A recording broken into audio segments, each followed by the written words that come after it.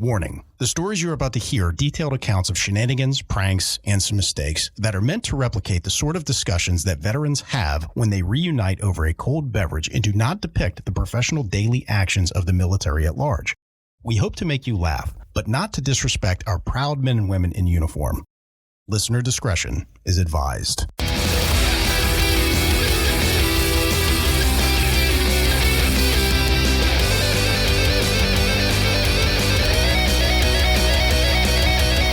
Welcome to Cammo Comedy, where we take a humorous look at the lighter side of military service. We got a big show for you today, but before we jump into it, if you like what we're doing here, give us a subscribe, give us a follow, whatever they call it on your podcasting platform. And while you're at it, give us a 5-star rating, write us a review, as that makes us more relevant in the algorithm and boosts the overall visibility of the show. But word-of-mouth advertising is just so powerful, so if you tell some friends, I will love you forever. Okay, let's jump into the show. I am your host, Aaron Wolf. Joining me again today is call sign Cheeks. Cheeks, I really appreciate every time you come in, man. It's always a blast. Thanks for being here. So much fun when I get to be here. Remember, guys? Fucking A. So spread cheeks. Every time, man, like we're anti-hate here on this show. Anti-hate. Spread the cheeks, baby. Pro-cheek spreading. So, all right, you ready for my first story? I'm so fucking ready. I got a couple of doozies here for you today. So, this takes place about 20 years ago, right? And it was about the time the Army went to like a universal beret, right? Okay, it used to be that the berets were exclusive to like airborne and special forces people like that, but then they gave it to everybody at one point in time. So there was a younger enlisted dude who was out on the town one Friday night, right? And he was seen in his beret. People were like, the local guys like, oh, this guy's special forces. And the guy was an upstanding dude. So he's trying to tell these guys like, no, I'm nothing special. They just changed the uniform, right? Like whatever. Some people just don't care. They're like, sorry, beret. You know, so they're buying him shots. And he's just like, all right, if you're going to buy me drinks, cool. Like I did my part. I tried to tell you that I'm nothing special, but whatever. Disrespectful not to drink them. So this guy got drunk, right? This guy was fucked up. So he did the responsible thing. He drove to the bar just off base. And he's like, look, I'm fucked up. I'm not driving back. I'm not having an alcohol-related incident, right? So he's just like, it's a short walk. I'm a soldier. Boom. He walks back to base. That's what we do. We walk places. Exactly. So he gets on base. Cool. If you've ever been on a military base, I don't know if this is on purpose or not, but everything looks the fucking same. Fucking everything. Everything. It's all painted the same. Almost every building is shaped the same and all that kind of stuff like that. Everything. So, and look, this guy's drunk. So he goes back to his bunk, right? And there's a like a soldier barracks area. And, you know, it's set up in a grid pattern or whatever. You know, he finds his barracks, finds his bunk, and he's a nude sleeper. So he's like, you know what? Strips naked and he jumps into his bunk and no incident, right? He's like, I'm doing the responsible thing. Yeah. I'm walking home. I'm sleeping this shit off. Smart. I got tomorrow off. We're going to have a good day. Now, fast forward to morning. If you've ever spent any time in a barracks, which I know you have. Oh, yeah. You're well aware if you're sleeping and other people are awake, you're going to get fucked with. 100%. Right? Especially if you came in drunk and probably shit the bed.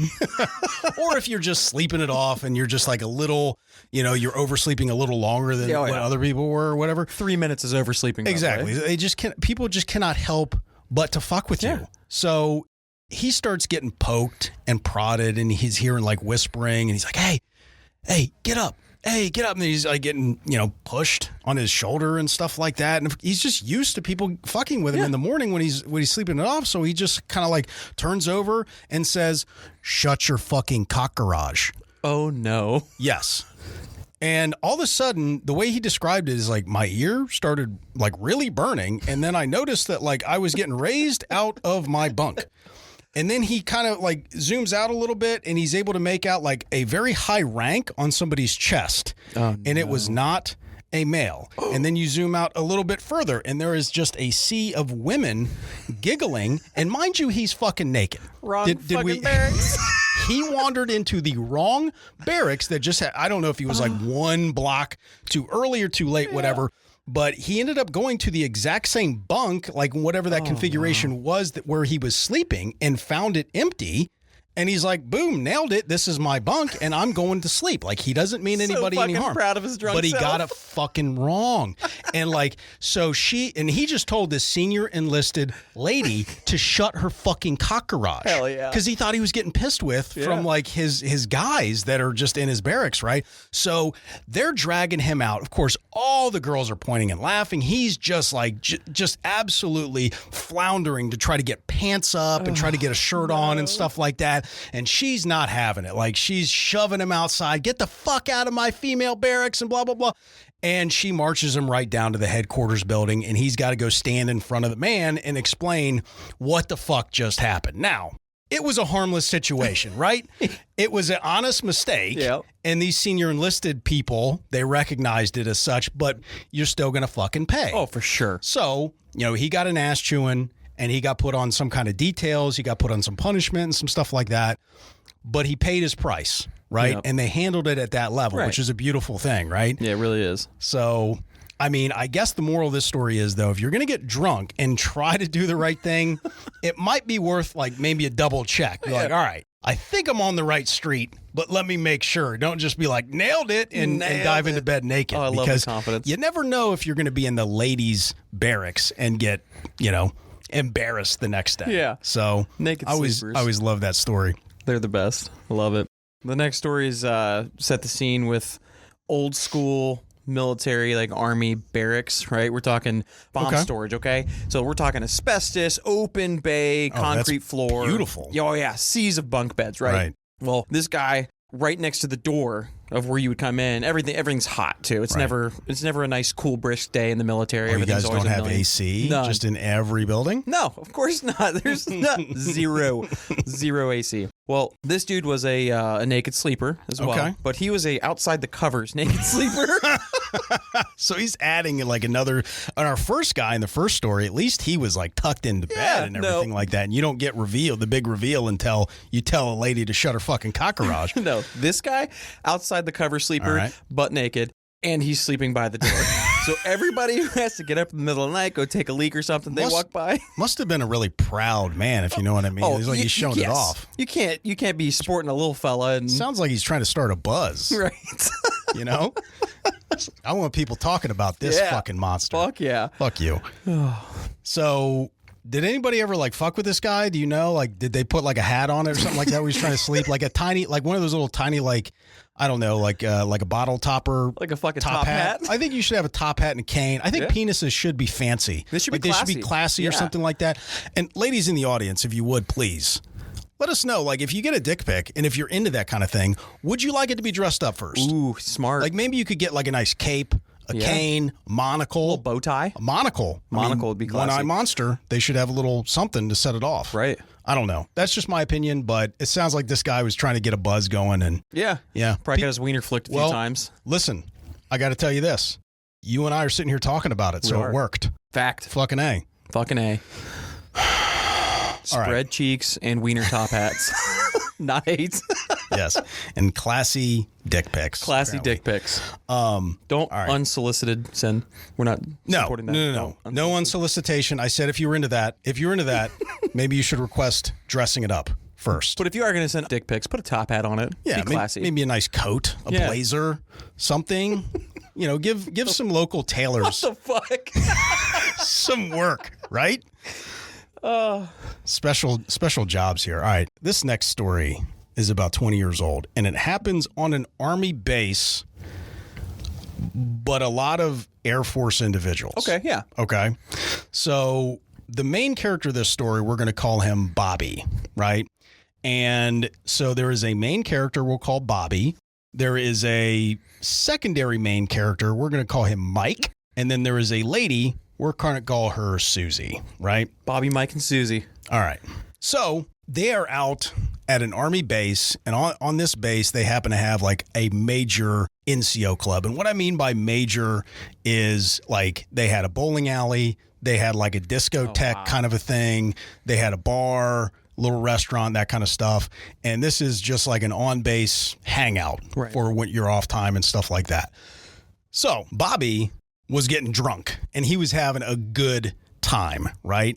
Now, Bobby, good-looking guy, he's very charismatic, and he's also fairly bold. And when you mix this with alcohol, it can be a very rough combination to certain people. So this guy gets a wild hair across his ass, and he just walks his way. He sees that there's a nice couple, Susie and Mike, that are bowling.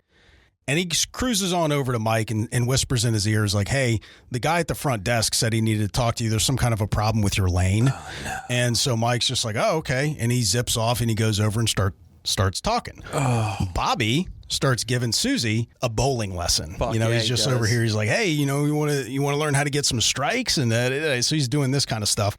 Now, just so we're clear, Bobby has sent Mike on a wild goose chase. Mike, it's a busy night. Yeah. So he's over there for a couple of minutes trying to get the guy at the shoe rental place his attention. He's like, hey, is there a problem with my lane or whatever? And, there's some confusion. It's like, what the fuck are you talking about? I didn't call you over here. Oh, no. Now Mike realizes what the fuck happened. And he's pissed. And rightfully so. He sees drunk, bold, charismatic turns back over, Bobby. Yes. He sees Bobby that is giving his date a bowling lesson. Fuck yeah. And he's understandably pissed. Now, It's important to note, although this is funny, Bobby is very much so the villain of this story, right? So we don't want to condone this kind of behavior, but it is funny. Oh, was Mike a dick? Mike storms over and he kind of pushes Bobby away from Susie and says, hey, man, what the fuck? And then he goes right to, what's your name and rank? What's your name and rank? Right. I'm going to get you in trouble with your command. Now, these guys are close to the same age. They're lower enlisted cats. So, look, man, it's not the right thing for Bobby to be doing, but it's kind of a bitch move. Oh, yeah. When you're wanting to solve things with getting people's command involved when you're at the NCO club and somebody pulled a fast one on you and stuff like that. There's a million better ways to handle this kind of a situation. Like fist fighting. Well, kind of comes close to that. So Bobby tells Mike, he's like, hey, man, look, I was just having some fun. I'm leave, but you don't need to shove me. So fucking Mike is again like, what's your name and rank? And kind of shoves him again. Well, immediately Bobby just throat chops fucking Mike. What the fuck? And then the guy that's over at the shoe rental place, he's like, oh my God, call the MPs, right? Oh, no. So now Bobby's friends are starting to kind of come over there and be like, hey, man, you need to fucking step off. Like, we're on somebody else's turf here, and you started people. A huge fucking problem, throat chopping. You're like doing all this shit. Like, we got to go. We got to go. You're not licensed to give bowling lessons? So, yeah. So the MPs get called, and Bobby's friends are over there saying, look, you've got 2 minutes max to get your ass the fuck out of here. Otherwise, you're busted. You instigated this whole fucking thing. Like this is your fault. So Bobby just sneaks off to the dance floor and he's fucking just power jamming and mega mixing. He's fucking dancing his ass off. Fuck yeah. In come the MPs right by Bobby. Bobby made his way. He's in the middle of a group of people just dancing his fucking ass off, right? And so they go over and they make contact with the bowling alley attendant who called him. He's like, hey, what's going on? He's like, the two guys over there were fighting. So he sees Mike over there all pissed off. So the MPs approach Mike and they're trying to get the story. Of course, Susie is kind of less than impressed with Mike. We can tell Bobby kind of fucked up his date and now she's kind of like over him in a way. So he's over there. He's trying to make a statement and with his sweet ass dance moves. And then Bobby's still out hiding on the dance floor, like dancing around and everything like that. His friends are coming up to him saying, listen, man, you got to go now. Like, now is the time. Like, you started this whole fucking thing. And he goes, hey, man, let me just go over there real quick. I'm going to give her my business card. And his friends are like, no, what the fuck is wrong with you? Get the fuck out of here. Like, it's time to go now. Like right now. Stop with this. Like, you're going to keep going. Anyway, it turned out to be a fairly good night. But Bobby is very much the villain of this story. He instigated all of this. And I don't think it, if I'm understanding the story correctly, it did not end in anybody getting arrested or anybody's command getting involved. It ended up kind of de-escalating with this stuff. But Bobby just didn't know exactly when to quit and we leave well enough alone. Bobby's the kind of guy I want to hang out with. Bobby, if you're out there, contact me. Funny, we'll go out for drinks. Oh my God, Stay what the fuck? Fuck? Away from my wife. Yeah, exactly. Stay away from everybody's wife and girlfriend. Hide your kids. Hide your wife. So, dude, check out this next story. All right. So, military has a diversity of expertise, race, even body type. Absolutely. Right? Some people are very physically fit and impressive, and some people not so much. Yeah, some people look like Play-Doh stuffed in chicken skin. Exactly. That's a great way to put it, I guess. So there was a young sergeant who came home from deployment, and he gained a lot of weight rapidly. Now, it's important to point out that this can be an indicator of some bigger problems and things like this. But he comes back from a little bit of leave, absolutely fails a PT test. Like, I'm talking about, like, if the scores went from like 1 to 100, he got like a 2. Oh, God. It was bottom of the barrel, bad. Embarrassing, right? So that's not just embarrassing for yourself, but your leadership chain too. Yes. It's hard to explain, like, hey, man, everybody can let themselves go. Sure. Everybody's in need of a little bit of a wake-up call. But this is a problem. Right. So luckily, he had some pretty good senior leadership, and he had some very physically fit people that worked along with him that were in his peer group. So as a good senior leader, he identified some guys that worked with him that were physically fit and says, hey, man, let's get this guy up to speed. Yeah. So the one guy that was kind of pinpointed as the leader for getting this cat back on track, he says, all right, we need to start with a baseline. So we need to get your height. We need to get your weight. We already have kind of a diagnostic with this physical fitness test. So we kind of know what you can do for push-ups, sit-ups, whatever. Which is 0. Which is, nothing. So like we got to build up from that. So takes him in, says, let's step up on the scale. Now, it's important to point out this guy's about 5'5", and he weighed in at a good 265 pounds. Oh, good God. No lie. And this guy was not a lot of muscle, right? Not a good 265. No. It's not like this guy was a power lifter or anything like that. He was just... like a trash bag filled with yogurt. You're full of them today, man. I love it. Yeah, he was not in good shape. So, obviously, this guy had been in a little bit of a denial, as everybody can be at some point in their time, especially when they let themselves go a little bit. A lot of times you're just putting it off, like, it's not that bad. I'll get it right back. It's no big deal. So he faces the scale, sees that he's really overweight, and you can see he's tearing up a little bit. He steps off the scale, sits down on a bench, kind of lets his head fall in his palms of his hand, and then just lets out, I'm almost as fat as my wife. What the fuck? Exactly. Now, would you say that there is anything in any kind of leadership school in the military or anywhere else that prepares you for that statement? No. Because it's funny. Yeah. But it's also sad at the same time, sad. and you have to take things seriously. And there's nothing that prepares you for that, and there's no comeback. No. Other than to say, well, hey, man, we're going to work with you, and we're going to get you back on track. Yeah. But I'm almost as fat as my wife. That's got to go on a T-shirt. Oh, that would be a good I'm almost as fat as my wife T-shirt. I wonder if you could, that would be, just I don't think it would be very popular. I don't know. I'd rock that shirt. So, yeah. Bro, that was awesome. That was good. Play us out? I don't know what that means to play us out. What do you mean, in the show? All right, fuck it. We'll do it live. Hey, thanks for checking out the Cammo Comedy Show Podcast. If you like what we're doing here and you want to participate in this community, there are many different ways that you can contribute. First and foremost, tell somebody about the show. Word of mouth advertising is very powerful, and we really appreciate you for helping us out. If you have any funny military stories of your own or know somebody who does, with their permission, of course, you can contribute those stories via email at stories@cammocomedy.com. That's stories, STORIES, at CAMMOCOMEDY.com. Or if you're not too good at the internets, drop us a voicemail at area code 531-222-6146. That's area code 531-222-6146.